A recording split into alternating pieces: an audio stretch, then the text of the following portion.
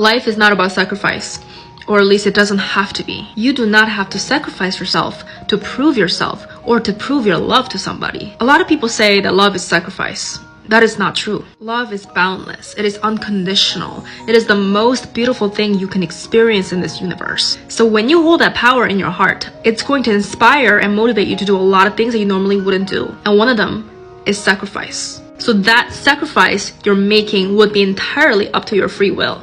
The way sacrifice can be a beautiful thing is that when you hold that God-conscious energy in your heart, which is love, you do so much. You're capable of doing so much for somebody at the expense of your own energy, time, and yourself. And the energy behind that, the will behind that work of sacrifice is infinite because it's derived from the source energy, which is infinite. So if you feel deeply in your heart that your life right now is all about sacrifice for other people, and you don't feel fueled by that, it is time that you check with yourself. What is your reason behind doing what you do? The reason why it's depriving you is because you have expectations. In that case, it is no longer about love. It is about self-serving purposes. If you feel like you're doing something and you feel very unheard regardless, you feel unseen, you don't feel like no one understands you, that is a sign that you're not really entirely aligned with your goals or your purpose as much as you think you are. And if you feel as though other people owe you understanding, compassion, empathy,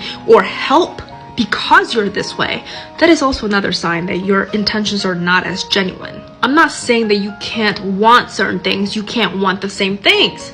I am saying though, why do you do what you do should have nothing to do with what you expect back in return. Because if your actions and your choices were entirely and truly from love, it should not matter who is in the audience. It should not matter who sees you. It should not matter who understands you, because you are doing it for God, from God. So next time you sit there and being resentful about why your life has to be this way, about making sacrifices for other people, ask yourself, why am I doing this then?